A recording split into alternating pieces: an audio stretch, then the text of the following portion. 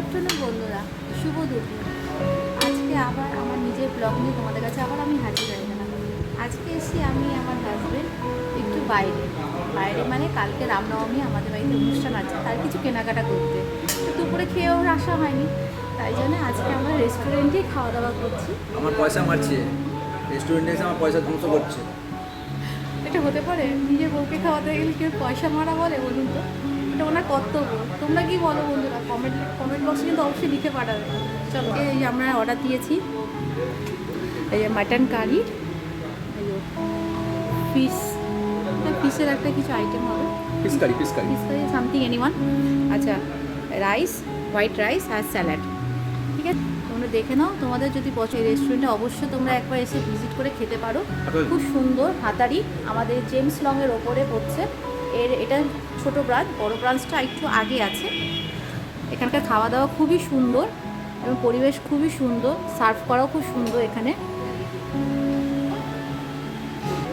চলো বন্ধুরা, খেয়ে করে এসে তোমাদের সাথে আবার দেখা করছি। বন্ধুরা, খেয়ে করে বেরোনো হলো, এবার একটু মার্কেটের দিকে যাই, গিয়ে একটু কেনাকাটা আছে। যাচ্ছে, গাড়ি দাঁড়িয়ে আছে।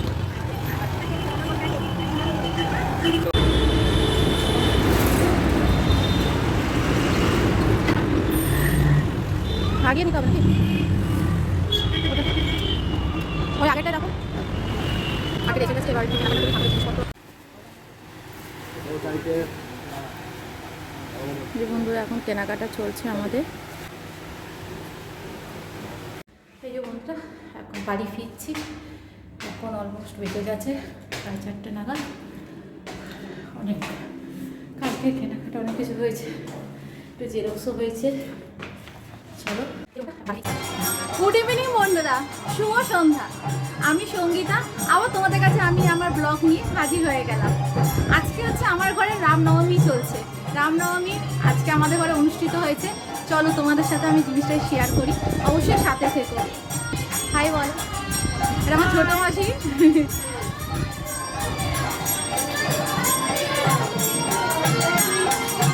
এই যে আমার ঘরে আজকে অনুষ্ঠান চলছে।